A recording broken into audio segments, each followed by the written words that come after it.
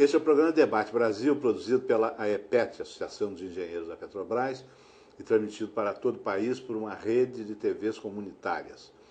Nós vamos conversar hoje com o brigadeiro Hércio Braga, ex-presidente do Clube da Aeronáutica, que há muito tempo estuda questões relativas à estrutura e organização do governo federal, tendo em vista alguma forma de racionalização.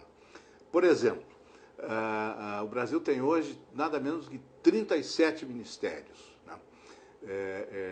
Tem até o Ministério da Pesca.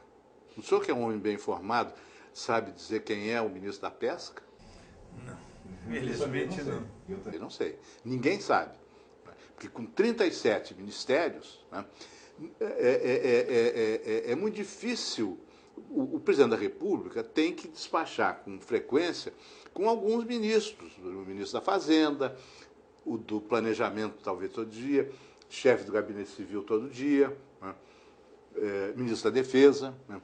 Mas quando é que ele vai ter tempo para conversar com o ministro da Pesca? Agora, que outros ministérios, antes de perguntar o que é que o senhor propõe que se faça, que outros ministérios, assim, inúteis, né, ou inoperantes, o senhor poderia citar? Um nome altamente pomposo das relações institucionais. Eu duvido que algum telespectador saiba qual é a missão desse ministério. Por acaso, vamos dizer, para quem é jornalista, esse é mais conhecido, porque ele já chamou o Ministério da Coordenação Política. É o ministério que negocia os acordos políticos. Para ficar uma coisa mais digna, né, mudaram o nome de Coordenação Política para Relações Institucionais. Né? Que mais? Tem outros, aí você já citou um da pesca, e devia ter da caça, Ministério da Caça.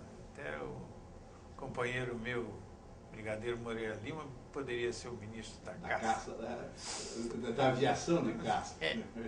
Mas aproveitaria o nome para isso. Mas realmente nós temos ministérios demais. E o que acontece é o seguinte: o controle desses ministérios, a parte de controle das publicações, dos decretos, das leis que envolvem aquele ministério, ficam cada vez maiores. E a passagem de um para o outro, o próximo ministro, fica extremamente complicado. E as pessoas demitidas, nomeadas outras, o ministério fica sem passado. Não há condição de você fazer um planejamento sem controle. Controles que são, vamos dizer assim, aceitáveis, que são valorizados, que são guardados. Porque não há condição de fazer um planejamento baseado em um passado que não existe. Então, a nossa posição é manter uma estrutura estável. O governo eleito não pode mexer nessa estrutura. Ela é montada em cima de uma estrutura estável, que compõe de 6 secretarias e 12 ministérios. Essa estrutura não pode ser mexida pelo governo eleito. O senhor reduziria os ministérios de 37 para 12? Para 12. E quais seriam? 6 secretarias. Eu vou me valer de uma frase sua. Quando o presidente, na síntese que você fez sobre a função do governo, ele disse: não pode haver justiça social sem desenvolvimento, nem desenvolvimento sem soberania. Isso é do presidente Vargas. Exatamente. Mas é a síntese que você fez do pensamento dele. Então foi baseado nisso que foram instituídos, acertados, escolhidos 12 ministérios, 4 tratando da justiça social, 4 tratando do desenvolvimento e 4 para tratar da soberania nacional. Então, essa estrutura estável dos ministérios é que permitiria que planejamentos de longo prazo fossem feitos. Porque você não constrói uma hidrelétrica grande num governo. ele é necessário passar para outros governos. Então, essa estrutura estável permite isso. E não pode haver estrutura estável com um funcionário público sem estabilidade. Então, tem que haver um grupo de funcionários públicos nesses ministérios estáveis, exatamente para ser memória. Porque também controle sem pessoas estáveis é um papel morto, é um papel que se perde, cai no lixo, desaparece. Sim, países parlamentaristas têm isso, né? Na Inglaterra há poucas mudanças de governo. Na Itália, agora, o Berlusconi tomou conta mesmo, não larga, né? Mas na Itália havia mudanças frequentes de ministros, do Conselho de Ministros. Mas abaixo de cada ministro tinha, digamos, o secretário-geral, o secretário executivo do Ministério, que era permanente, esse não mudava. Então, quando o ministro novo chegava, esse secretário-geral prestava conta. Exatamente. Então, vamos falar rapidamente, porque eu não quero entrar muito no detalhe, porque isso merece um estudo profundo. Isso é uma ideia. Não temos a pretensão de esgotar o assunto. Agora, temos a pretensão de fazer um trabalho, que seja feito um trabalho profundo, envolvendo todos os ministérios. Então, a sua ideia é 3 grupos de ministérios. Então, qual seria o primeiro? O primeiro grupo da Justiça Social. Então, o primeiro da Justiça, que é um ministério mais antigo. O Ministério da Justiça, permaneceriam grandes coisas, grandes seções, divisões que tem hoje o Ministério da Justiça. Vinculado a esse Ministério da Justiça estaria a Secretaria dos Direitos Humanos. E acabar com essa Secretaria de Direito do Idoso, da Criança, do Índio, do Preto, isso tudo é direitos humanos. Então, essa secretaria vinculada ao Ministério da Justiça trataria disso. A segunda, para fazer justiça social, tem que ter educação. Sim. É fundamental. Né? A educação é a base da cidadania. Né? Não pode haver cidadania no povo que não tem educação. A educação, vinculada à educação, teria o desportos, que é uma forma de educação, que educação é transformar o indivíduo com conhecimento e comportamento social. Quer dizer, isso é educação. A base da educação é conhecimento e comportamento social. Também teria o Ministério da Ciência e Tecnologia hoje. Seria uma Secretaria de Ciência e Tecnologia. Então, essa educação básica, fundamental e básica, seriam vinculados ao Ministério da Educação, que é o princípio da cidadania, ou seja, justiça social. O terceiro é da saúde, que hoje está um pouco confuso, porque é muito dinheiro e é muito espalhado. É difícil controlar a saúde no Brasil. Então, nossa proposta seria dividir a saúde em níveis, nível federal, estadual e municipal. O municipal trataria dos postos de saúde, a estadual trataria de algumas hospitais gerais, e o federal seria hospitais especializados, como câncer, como essas doenças mais graves. Seriam especializadas. Centralizaríamos essas doenças nos hospitais federais. Com isso, você alivia o custo dos planos de saúde, certo? Porque federal é que trataria das doenças que hoje são os grandes gastos que os fundos de saúde têm. Então, a saúde seria voltado para isso. E teria uma parte, né, dentro da saúde de saneamento básico, que é fundamental. Você não pode ter, sem saneamento básico, população doente. Isso é óbvio. E o quarto item, em relação à justiça social, seria trabalho e previdência. Hoje não pode se valorizar o trabalho sem valorizar o trabalhador. Então, esse ministério teria como função básica a valorização do trabalho e do trabalhador, ao mesmo tempo que a garantia da previdência social. O trabalhador tem que ter a garantia que vai ter previdência social para ampará-lo quando ele se aposentar, quando ele parar de trabalhar. E essa previdência social, só um adendo aí, não existe rombo na previdência, existe roubo. Rombo não existe, porque o que paga o aposentado é o dinheiro da contribuição dele ao longo de vários anos, não é a contribuição do trabalhador atual. Então essa mentira divulgou-se e criou-se um falso rombo da Previdência. E o dinheiro da contribuição, para onde foi parar? Então, na verdade, trabalho e previdência, justiça, educação, saúde, trabalho e previdência constitui a base da justiça social. Então, esse grupo faria, o governo faria reuniões com esse grupo para tratar da justiça social. No segundo grupo de desenvolvimento, nós teríamos então o Ministério da Indústria e Comércio, que é fundamental. A indústria, a independência de um país se mede pela sua autossuficiência na indústria e, consequentemente, no comércio. Então, indústria e comércio, fortalecendo a indústria e, principalmente, o empresário da microempresa.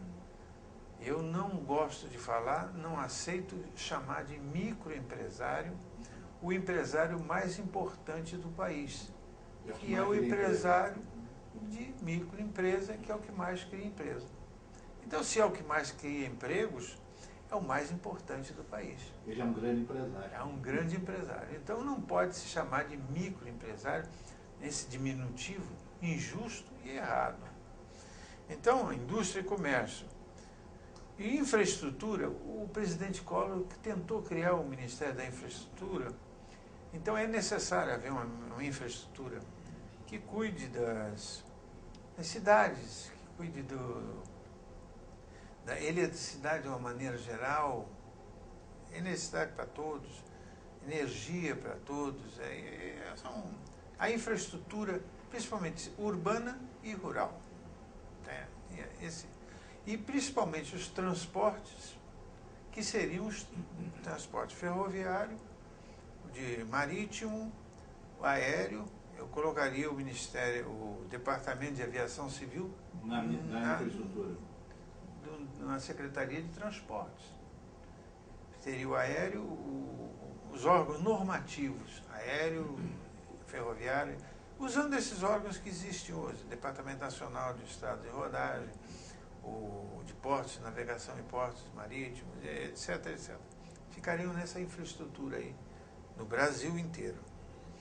Minas e Energia é um ministério que já existe praticamente, e aí eu volto com as estatais, né? Achei uma tremenda de uma bobagem você ceder soberania quando privatiza, tenta privatizar órgãos do tamanho da Vale do Rio Doce, do tamanho da Eletrobras, do tamanho da Petrobras. Isso é uma calamidade pública. Você entrega o comando econômico do país para o estrangeiro. Não é à toa que o Adriano Benayon declara que hoje 75% do poder econômico do país está na mão do estrangeiro. Isso tem que mudar. Isso só vai mudar quando tiver uma estrutura de governo forte, coerente e atuando bem. Minas e Energia, já falei. E o último é integração e desenvolvimento. O Brasil é muito grande. É um país grande. Ele precisa ter órgãos fortes trabalhando na integração. Só para dar um exemplo, nós temos 3 rios fundamentais em relação à integração nacional. É o São Francisco, é o Tietê e é o Amazonas, certo? Com a sua bacia amazônica. Eu defendo a tese seguinte: vamos fazer a transposição das águas do Rio São Francisco após fazer a transposição de águas para o Rio São Francisco. Primeiro vamos melhorar o São Francisco, que é um rio super importante, para depois talvez fazer... seja o mais importante? Eu acho que sim, porque o Tietê já tem grande parte feita da tarefa que ele, em termos de integração, já existe muita coisa feita. E é só completar. E a Amazônia, ou você viaja de avião ou de barco. Não há outra maneira de se locomover na Amazônia. As estradas feitas não deram o resultado esperado e foram um fracasso. Aliás, foi um dos erros, na minha opinião, dos governos militares, foi tentar fazer estrada onde o rio é que predomina, o rio que é a Transamazônica. Transamazônica, a Perimetral Norte, não funcionaram, não vão funcionar, porque o clima lá é muito violento. Então a estrada tem que ser super forte. Para ser super forte, uma distância... Onde tem transporte pela água, ele é muito mais barato que o transporte sobre o asfalto. Evidente, isso é tão evidente que não precisa discutir. Mas o Ministério da Integração e Desenvolvimento, porque ao mesmo tempo que você faz integração, você faz desenvolvimento. Então, por exemplo, criaram uma rede de abastecimento de água para o Nordeste, você transforma o Nordeste num polo produtor fortíssimo. É só, a Califórnia era um deserto. O Nordeste, onde tem água, né, tem coisas fantásticas. No Vale do São Francisco se produz até vinhos de qualidade razoável. A Bahia é o exemplo. A Bahia está com irrigação, mudou. O interior baiano mudou de figura. Hoje é um exportador de alimentos, de vinhos, de uvas especiais. Eu vou lhe pedir licença para um intervalo, está na hora do intervalo, porque depois nós temos mais tempo para entrar na área da soberania. Até já. As mulheres já superaram muitas barreiras. Chegou a hora de superar mais uma, o medo de falar da violência. Ligue 180, Central de Atendimento à Mulher. A gente ouve, orienta e te apoia. O serviço é gratuito, confidencial e atende 24 horas. Uma vida sem violência é um direito de todas as mulheres. Ministério da Saúde. Secretaria Especial de Políticas para as Mulheres. Brasil, um país de todos e de todas. Este é o programa Debate Brasil, produzido pela AEPET, Associação de Engenheiros da Petrobras, e transmitido para todo o país por uma rede de TVs comunitárias. Nós estamos conversando hoje com o brigadeiro Hércio Braga sobre os estudos que ele vem realizando já há muito tempo, sobre a estrutura do governo federal e a necessidade de racionalizar essa estrutura. O governo federal tem hoje nada menos do que 37, não é 27, não, 37 ministérios. Dificilmente alguém vai dizer de cor, vai citar de cor todos os ministérios e os respectivos ocupantes. Então, na primeira parte do programa, o brigadeiro explicou como ele sugere que se proceda à redução de 37 ministérios para 12, que seriam 4 destinados à justiça social, 4 destinados ao desenvolvimento e 4 destinados à defesa da soberania. Quais seriam os ministérios ligados à questão da soberania? Bom, o primeiro é óbvio, defesa. Você não pode pensar em soberania se você não tiver uma defesa, vamos dizer, pelo menos coerente com o tamanho, com a grandeza do país. Eu acho que se a gente pegar hoje o mínimo preconizado pela ONU para percentual para a defesa, nós teríamos já uma defesa respeitável. Um Ministério da Defesa com os comandos... Esse percentual é de quanto?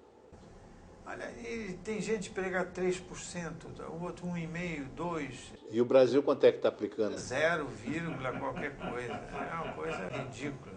Ridícula. Então, o Ministério da Defesa tem que ter uma estrutura, tem que ter meios, pessoal, coerente com o país. E eu acho sempre que não tem nada demais um soldado, nada mais é do que uma pessoa empregada. Se está faltando emprego no Brasil, a completar os efetivos das Forças Armadas, você emprega brasileiros natos. Brasileiros natos estão aí sofrendo. Eu só preconizo, tenho discutido isso com os generais que serviram na Amazônia, nós faríamos pelotões espalhados por toda a Amazônia, convocando para cabos, soldado, os índios que se, vamos dizer assim, entraram na sociedade e se civilizaram com o conhecimento da cidade. Essas pessoas poderiam ser convocadas para servir na tribo onde ele nasceu, como cabo, como pelotão, para defender aquela região daquela tribo, daquela pequena comunidade indígena. E ele levaria para lá a sua família e moraria lá. Então, aí nós distribuiríamos por toda a Amazônia focos de nacionalidade. E o que acontece hoje é que existem muitos estrangeiros.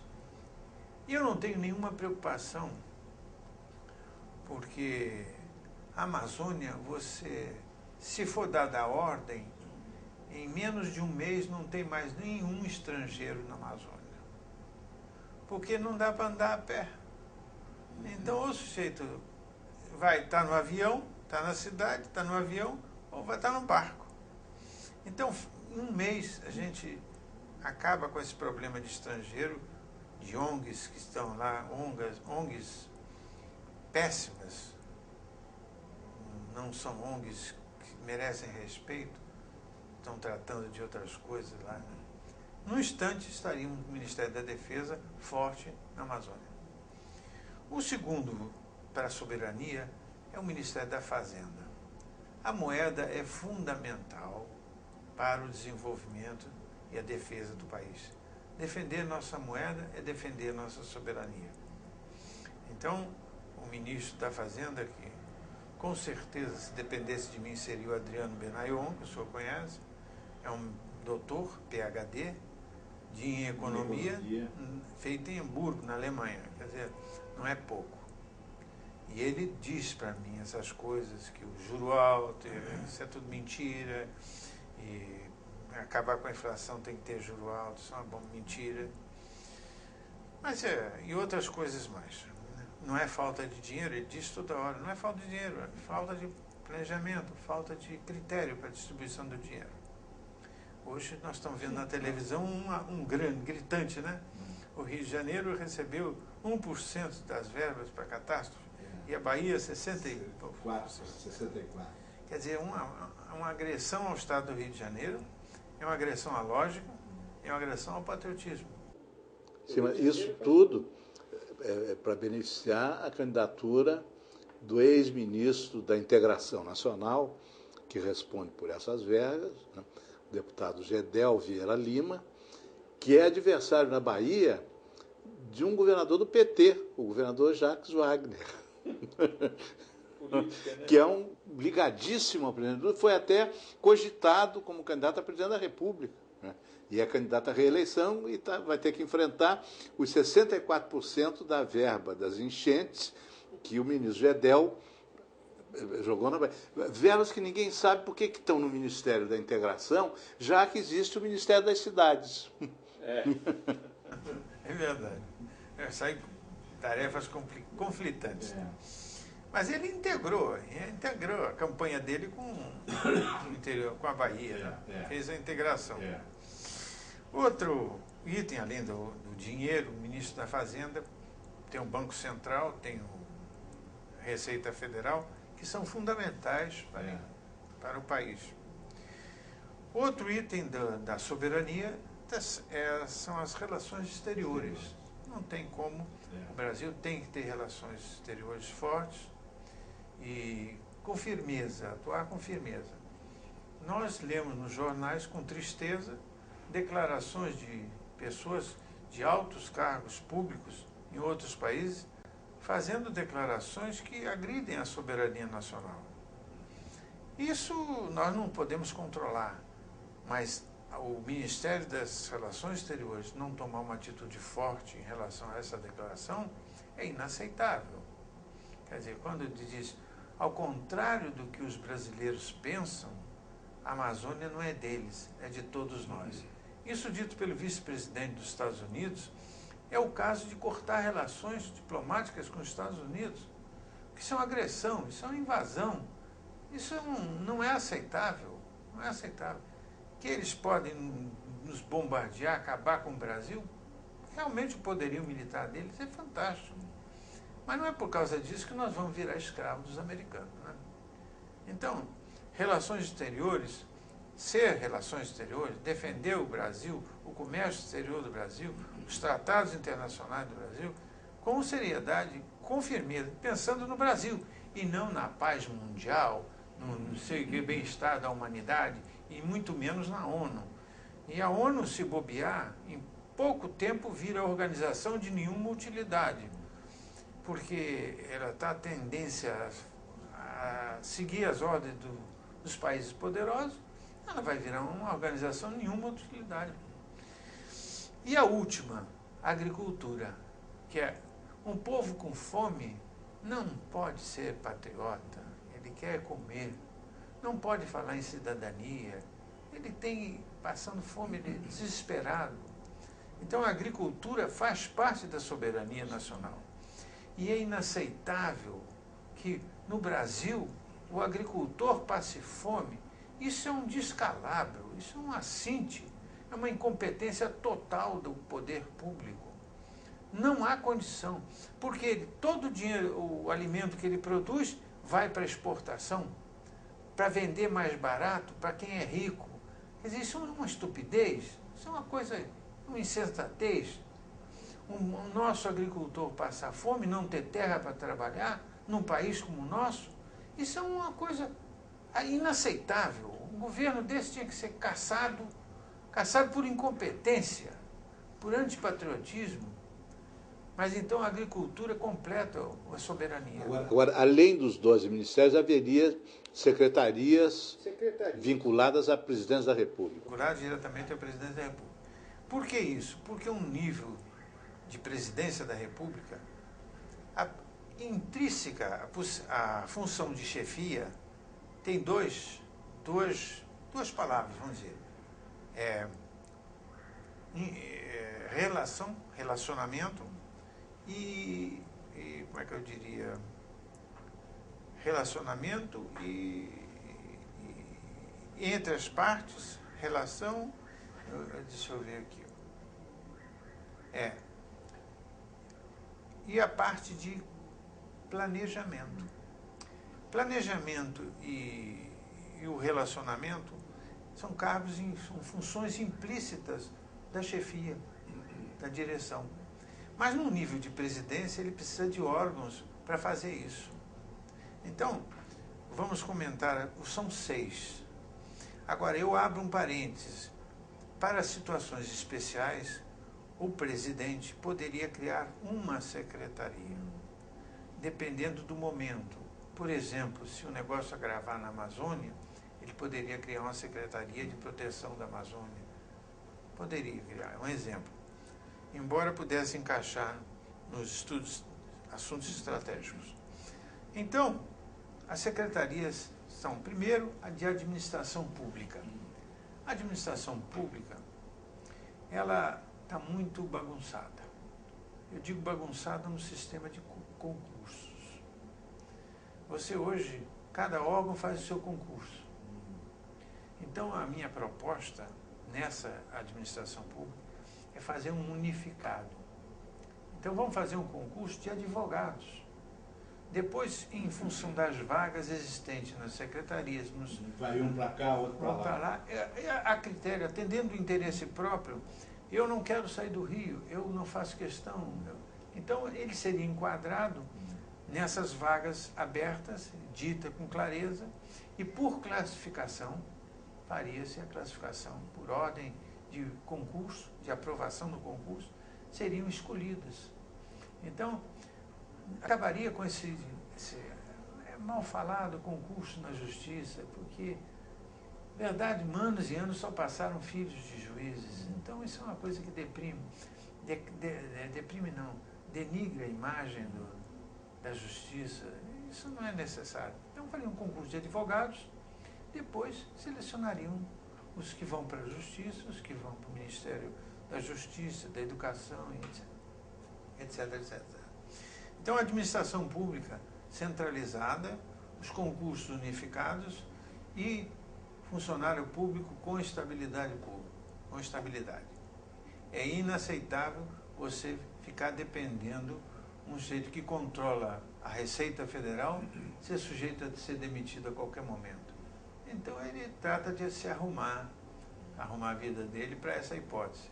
Não é o caso. Temos que ter estáveis.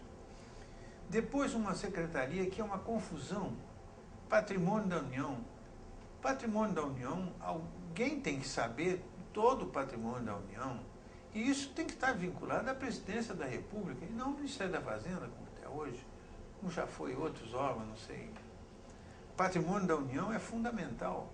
Então você tem que saber quanto tem de dinheiro, planejamento orçamentário, e quanto tem de bens, patrimonial da União, para poder manobrar esse patrimônio a serviço público, atendendo à necessidade pública. Então hoje, por exemplo, nós temos áreas que são do patrimônio da União que podem ser utilizadas para construir casas populares, para acabar com essas favelas. Porque a favela, quem está na favela não está lá porque gosta, está lá porque não vê oportunidade, não tem outra oportunidade.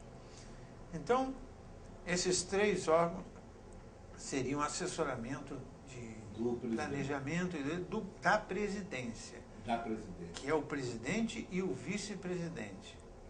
A presidência é composta do presidente e do vice-presidente, com suas secretarias pessoais. Nada tem a ver com o gabinete civil e o gabinete militar, que são vinculados à presidência. Outras três, comunicação social. É evidente que o governo tem que se comunicar e bem. Cada vez mais. Cada vez mais, porque hoje os órgãos de divulgação são muito bons, são muito efetivos. E a internet está entrando aí como um órgão forte de comunicação. Então a comunicação social do governo tem que tratar disso, tem que tratar dessas coisas, tem que normatizar, tem que trabalhar em cima, controlar, porque muda a opinião pública, atua sobre a opinião pública. Eu não digo muda porque o que forma a opinião pública são as famílias, os amigos e os companheiros de trabalho. Aí se forma a opinião pública. E a missão dos órgãos de divulgação é divulgação da informação do público, né? Da ideia, da opinião pública. O órgão de mídia tem que informar e não formar a opinião pública. Bom, Secretaria de Inteligência, o nome é inteligência, chamam de informações. Informações com pessoas que não têm cultura e preparo não serve para nada. A informação, para servir para alguma coisa, tem que ser um grupo de inteligência, preparado, estudo. O mais famoso serviço secreto do mundo é o Intelligence Service da Inglaterra. Porque tem que ser inteligente mesmo. Senão você pega uma informação e não sabe concluir. Pega um informe, não sabe transformar em informação. Pega uma informação, não sabe o que fazer, para onde dirigir, a quem informar. E o último, de assuntos estratégicos. Todo governo chega, tem assuntos estratégicos. Eu dou um exemplo. A construção da hidrelétrica do Xingu hoje é um assunto estratégico que tem vulto. A transposição de águas para o Rio São Francisco é um assunto estratégico que tem que ser tratado agora. A irrigação do Nordeste é um assunto estratégico, são assuntos estratégicos. E eu coloco mais alguns assim para só dizer como é que pode ser a construção de um dirigível com 20 toneladas de carga. Por que o dirigível? O dirigível é um avião, é um grande helicóptero, vamos falar assim. É um helicóptero que transporta grandes cargas. Então, com o dirigível, você apoia qualquer comunidade em qualquer lugar do Brasil. É um helicóptero. Ele pousa lá. Ele atende lá. E com a capacidade de 20 toneladas... Antigamente, quando se falava em dirigível, era o chamado mais leve que o ar, não é? Por exemplo, o Zeppelin. Zeppelin. O dirigível é o Zeppelin. É o Zeppelin.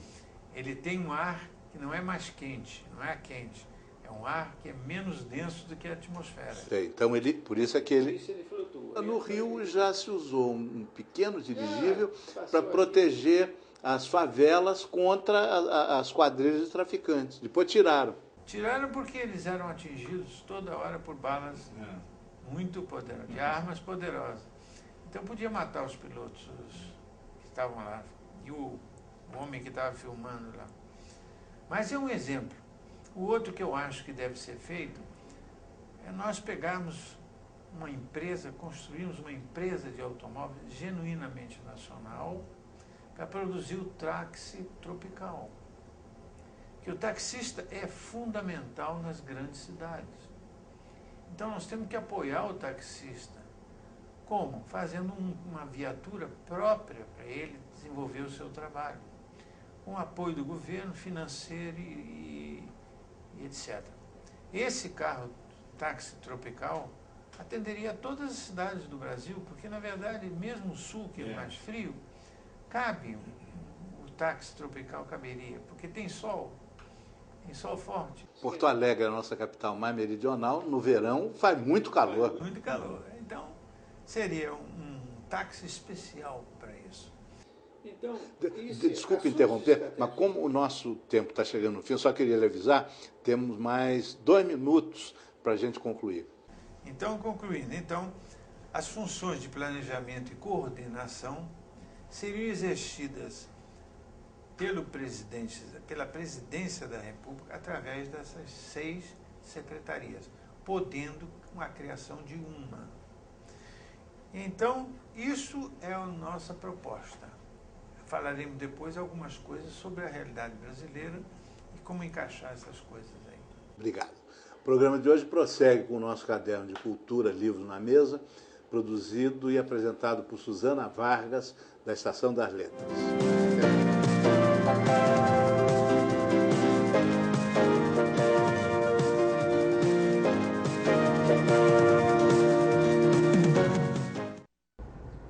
Debate Brasil sorteará livros, boa parte deles doadas por autores entrevistados na parte cultural do nosso programa, o Livros na Mesa, entre todos os nossos telespectadores. Todos aqueles que tiverem interesse, por favor, acesse a página da AEPET, Associação de Engenheiros da Petrobras, na internet. O endereço é www.aepet.org.br. Lá você poderá se inscrever e, quem sabe, vir a ser brindado por esse sorteio, onde nós procuraremos difundir um pouco mais da nossa literatura.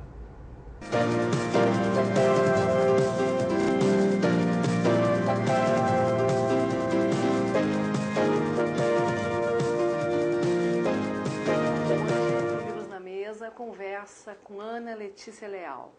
Ana Letícia é ficcionista, contista, é autora de literatura infantil, infanto-juvenil, na verdade, é jornalista, doutora em letras e está aqui para conversar conosco sobre seus livros. Ana, muito obrigada por estar aqui no Livros na Mesa. Obrigada a você. Vamos começar pelo seu livro, o primeiro livro que você publicou para adolescentes, que é esse Meninas Inventadas, não é? Esse aqui é pela editora Bom Texto. Queria que você falasse um pouco sobre, quer dizer, como é que surge, né, essa questão, a coisa da escrita para adolescentes na tua vida de escritora, porque você também trabalha textos outros, não é, que não são para o público jovem. Olha, surgiu assim de uma forma bem natural, assim, porque eu fui escrevendo desde adolescente. Então, eu comecei a escrever mesmo comprando um caderno para escrever história com 15 anos. E muita coisa que eu escrevi nessa fase, eu aproveito hoje para desenvolver uma ficção.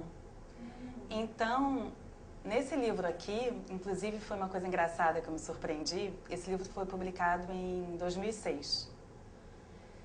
Quando foi há pouco tempo, assim, eu estava fazendo uma arrumação nas minhas coisas, assim, gavetas antigas, e eu me deparei com um diário de quando eu tinha 10 anos, 10 ou 12, que tem, assim, frases completas de um conto desse livro. E às vezes eu nem me lembrava mais, porque são coisas que eu vou, às vezes eu estou lendo alguma coisa que eu escrevi na adolescência, aproveito para alguma ficção e depois eu até esqueço que eu tô aqui dentro, né, nessas personagens. Então, assim, acaba acontecendo isso. Agora, com esse livro aqui, esse livro foi um livro montado com a ajuda do editor, porque eu tinha muito essa dúvida do texto, do que seria para cada público. Então, eu tinha uma série de contos que eu não sabia como agrupar. E eu acho que, assim, existiu uma seleção feita pela editora que me ajudou também, porque eu, como escritora, tenho muita dificuldade de conhecer essa faixa etária do leitor, para quem eu tô... Eu não penso nisso. Você não, quando está escrevendo, não pensa se é para criança, se é para adolescente, você escreve pronto. Eu acho que depende do caso, assim. Alguns contos, sim, outros não. Alguns eu começo achando que eu estou escrevendo para um público e quando eu vejo se tornou para outra coisa. Tenho algumas coisas que eu não publiquei, que eu escrevi mesmo propositadamente para os meus sobrinhos crianças, que eu tenho 2 sobrinhos que moram no Acre, e eu tenho uma forma de me comunicar com eles por carta, que acaba virando livrinho. Então, assim, isso é para criança mesmo. Então, assim, depende muito, muito mesmo. Eu acredito, assim, que... Por isso também que eu acho o olhar do editor muito importante nesse momento, assim. Eu gostei muito dessa seleção que foi feita aqui. E aí, para não ficar um livro, assim, uma reunião de contos, eu peguei, a partir da seleção que eles fizeram, e eu perguntei a ordem que eles queriam botar, eles me deram uma ordem, e eu modifiquei ligeiramente cada um dos textos para dar uma costura entre eles. Assim, sem mexer na estrutura da história. Ana, então essas meninas inventadas são meninas inventadas a partir de você mesma, né? A escrita é assim, escrever é assim? Acaba sendo, né? Acaba sendo, mas isso até é uma conclusão que eu cheguei depois, assim. Acaba sendo. Mas não era uma coisa que quando eu comecei a escrever, isso não era uma coisa consciente, né? Isso foi se tornando. Até porque esse livro aqui, ele foi publicado em 2006, mas esses contos eu escrevi em 2000, 2001 e... 6 anos atrás. Não, mais. 2000, 2001. Então, assim, eu ainda estava meio começando eu ainda não tinha nenhum livro pronto, assim, eu não sabia. Acho que depois de um tempo que você escreve, você vai vendo a cara que ficou, né? Mas no começo não tinha esse trabalho consciente. Hoje em dia, eu já pego mais conscientemente, assim, às vezes tem um material, assim, da adolescência, um caderninho que eu já pego para transformar. Mas nessa época não, nessa época era uma coisa... Agora, também nessa época, uma coisa interessante que aconteceu foi que em 2000, 2001, eu trabalhei numa revista para adolescente. Então, também eu mesclei, porque eu trabalhava muito com matéria de comportamento, ia, por exemplo, em porta de colégio para conversar sobre uma questão, tipo, como convidar um garoto para sair, tá? Uma matéria. Então, isso também me dava um conhecimento da adolescente daquela época. E, então, acho que eu misturei. Esse livro, ele tem até as gírias e tal, é coisa bem do ano 2000 mesmo. O teu trabalho de jornalista, então, é que vai ajudando todo esse processo? Nesse caso foi. Nesse caso específico. Nesse livro aqui, no primeiro, sim. Agora, não ia falar sobre isso, mas já que nós tocamos no livro, nesse livro, pelo menos, né, como você, como material, né, para o texto, para a literatura, eu lembrei que você dá uma oficina que hoje está muito em moda, que é a autoficção, que é você, digamos, construir histórias com um material próprio, né? Com um material, suas fotos, lembranças, cartas, né? Fala um pouquinho desse teu trabalho. Então, quando eu tive a ideia de fazer esse curso, eu tinha muita vontade de compartilhar, assim, a minha forma de escrever, porque eu sempre achei, até uma coisa que eu sempre falo para os alunos quando o curso começa, que quando eu comecei a escrever, assim, na adolescência, um dos maiores prazeres que eu tinha era quando, numa entrevista, numa palestra, um escritor contava como que ele escreve, sabe? Ah, esse livro aqui surgiu. Eu gostava e eu sempre tive vontade de fazer um curso que mostrasse essa forma, como não uma maneira de ensinar, de jeito nenhum. Mas eu acho assim que você transmitindo a sua experiência, você dando o seu exemplo, você também incentiva a pessoa a seguir o jeito dele próprio, que pode ser um completamente diferente do seu. Entendeu? A minha ideia é essa, é mostrar como eu faço e a partir daí ver como que as pessoas querem fazer. Então acaba atraindo pessoas que têm um material pela própria ementa, pela própria ideia do curso, acaba atraindo pessoas que têm afinidade comigo porque vão ter um material guardado como eu tenho. Né? A pessoa que vai fazer, evidentemente, não é uma pessoa que não tenha essas gavetas abarrotadas de coisa. E como cada um tem o seu material, quer dizer, tem elementos, né, para construir uma história. E você acaba vendo que todo mundo tem. Né? E algumas pessoas têm vontade de transformar isso em ficção, não sei porquê. Né? Algumas têm, outras não têm. E algumas vão conseguir, outras não. Eu acho que tem sido assim muito, muito bom para mim dar esse curso também, para começar a refletir sobre essa forma de eu mesma escrever, né? E eu tenho, realmente, acaba virando uma frase que todo mundo fala, mas assim, eu acabo aprendendo muito com eles pelas formas novas que eles me trazem de como eles estão trabalhando esses textos, sabe? E é interessante, assim, porque eu vejo que tem gente que às vezes nem pensava, tinha esse material em casa, nem pensava em fazer nada e pela propaganda do curso, pela ementa, tem a ideia. Isso é muito gratificante para a pessoa fica muito feliz, assim, elas ficam entusiasmadas. Não corre o risco de virar, assim, memórias? Pode ser também, né? Eu, atualmente, depois que eu comecei a dar esse curso, eu desisti de separar Gêneros. Não, gêneros também. Mas eu desisti de separar autoficção de autobiografia, assim. Eu acho que não cabe, não precisa. Porque a autobiografia acaba sendo uma ficção também. O texto de memória, ele acaba sendo uma ficção e não vale a pena. Eu acho que você não precisa ficar presa aos fatos. É interessante que você tenha a liberdade de modificar. Né? Eu sempre dou o exemplo da Emília, no Memórias da Emília, que o Lobato dá a ideia de que assim, ela escreve, a Dona Benta fala assim, mas você nunca... Ela escreve as memórias dela e a Dona Benta fala, você nunca fez isso, você nunca foi a Hollywood, você nunca brincou com a Shirley Temple. Ela fala assim, não, mas as minhas memórias são memórias fantásticas. Então é a Emília, né, com as memórias que ela quer ter, assim. Eu acho que você não precisa ficar presa aos fatos, mas é interessante você partir da sua memória e deixar o texto fluir. Se você vai ser mais ou menos fiel, aí já é uma questão da história, seguir do jeito que for, né? Porque tem uma hora também que ela vai sozinha. O importante é ter um ponto de partida, que é o mais difícil, talvez, na escrita, não? Com certeza. Porque às vezes a pessoa quer escrever e ela não sabe, e às vezes você vê que a pessoa tem, aquele material está praticamente pronto em casa. Está pronto. É impressionante. Escuta, agora já falamos, né, das meninas inventadas, né? E falamos até pouco, mas é porque eu queria me fixar nesse teu livro que você acabou de lançar, Para Crescer, pela editora Escrita Fina. Eu queria que você contasse para nós, né? Porque esse livro, segundo você mesma, conversamos antes, é bastante diferente do outro, não é? E são os dramas, né, da chegada da maturidade, talvez, né, para uma adolescente. Como é que é? Conta para mim. Para Crescer foi o primeiro livro que eu escrevi. Eu escrevi ele antes desse aqui. Esse veio antes do... Ele veio antes, foi antes até de eu trabalhar nessa revista que eu mencionei. E ele, sim, foi até um livro que partiu de uma vontade minha de escrever para esse público. E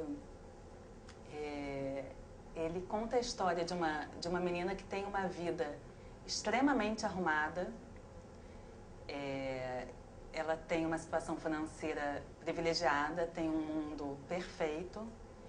E de uma hora para outra ela vê esse mundo desabar, por N motivos. Quando já acontece uma coisa, em seguida acontece outra.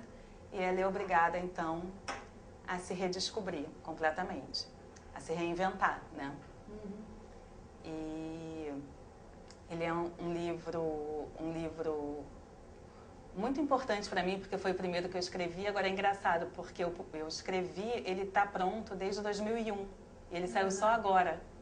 Então, eu falo dele, assim, é incrível, porque parece que já é uma coisa, assim, escrita sozinha, sabe? Eu não tenho mais... não parece mais uma coisa, assim, que fui eu que fiz. É engraçado isso. É esquisito. Ele é, ao mesmo tempo que é uma personagem muito próxima minha, né? Já tem uma distância. Ana, e o processo foi o mesmo? Você pegou diários ou você partiu de um fato que foi o que deu origem a... Porque é uma pequena novela, né? Na verdade. Pode chamar de... É uma novela.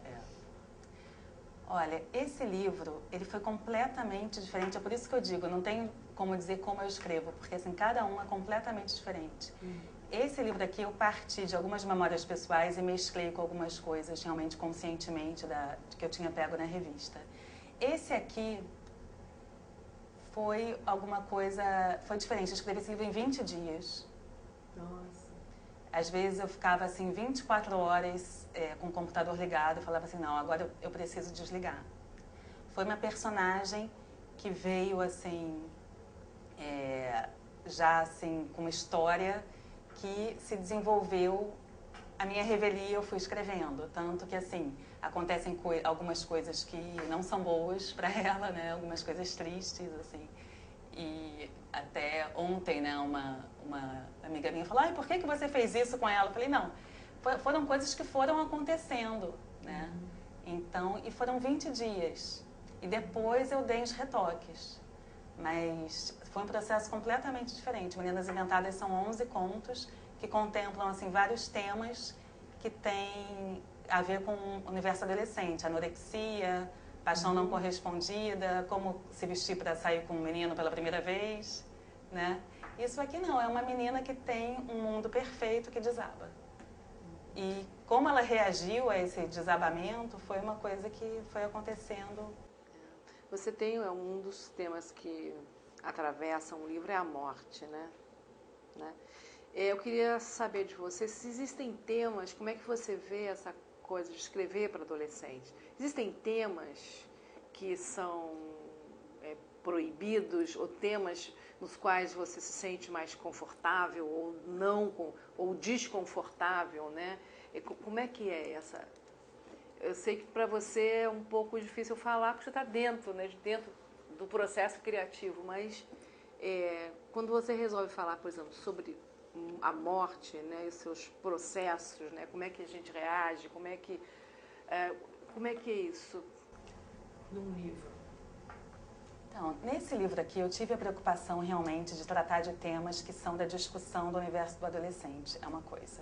Esse livro aqui eu quis deixar a vida acontecer para Antônia, para a personagem, do jeito que ela estava acontecendo. E no caso, ela perde a mãe de uma forma muito trágica, de uma forma muito triste. E eu não cheguei a pensar se eu deveria tratar isso de uma forma ou de outra. Eu sei que é um livro que ficou forte, né? Tanto que às vezes eu até fico assim, eu acho que é um livro que talvez para uma criança assim um adolescente com menos de 14 anos, dependendo, eu não sei nem se é próprio, entendeu? Mas eu acho que são coisas que estão no nosso dia a dia que tem que ser tratadas, não tem jeito. Eu não fico pensando se é uma coisa que se deve tratar de tal forma ou não. Ana, nós já estamos no finalzinho do nosso encontro. Eu queria terminar essa nossa entrevista de pedir para você ler um trechinho do livro para que os nossos espectadores, né, eles possam sentir um pouquinho da tua prosa, né, da tua forma de escrita. Pode ser? Eu vou ler, então, a introdução que foi, como eu falei, assim, a primeira coisa que eu escrevi mesmo do livro, que é a Antônia se apresentando e explicando por que ela está começando a escrever. Ano 2000. Fim do século, fim do milênio, fim do ensino médio, fim da brincadeira, fim dos meus sonhos. Tudo terminando de uma vez. E dizem que o mundo ainda vai acabar. Qual é? O meu já acabou. Para piorar, hoje tirei 2 sisos inclusos e estou morrendo de dor. Graças a Deus o feriado cai amanhã, que é quinta-feira, e o colégio fez a caridade de enforcar a sexta. Só assim posso ficar enfiada no meu quarto, tentando botar a cabeça no lugar. Cabeça. O meu pai não sabe que eu perdi a cabeça. Ele está crente que vou fazer vestibular para direito, mas eu não vou. O pior é que eu não tenho noção de o que fazer. Estou hiper nervosa, porque as inscrições começam já na semana que vem. O meu pai vai ficar muito decepcionado quando eu disser que desisti de fazer direito. É que ele é filho único e eu também. Todo mundo, então, sempre disse que eu ia ser advogada, como ele, o pai dele e o pai do pai dele. O meu bisavô não conheci, mas quando meu avô morreu, eu já tinha 10 anos. Até então, gostava de me sentar na cadeira dele para brincar de trabalhar. Pegava uns papéis de rascunho e desatava a assinar, pernas cruzadas e óculos na ponta do nariz. Ele ficava super prosa e chamava o meu pai para avaliar se eu não seria uma advogada ainda melhor do que eles. Minha suprema felicidade era quando todo o pessoal do escritório entrava na brincadeira. Eu desfilava pelos corredores fazendo cara de não tenho tempo para vocês e era a doutora Antônia para lá, a doutora Antônia para cá. Tomara que meu pai me entenda. Se não entender, tomara apenas que me respeite. Não quero seguir a profissão que meu bisavô escolheu para si. Por que eu faria isso? Para não deixar morrer o nome da família?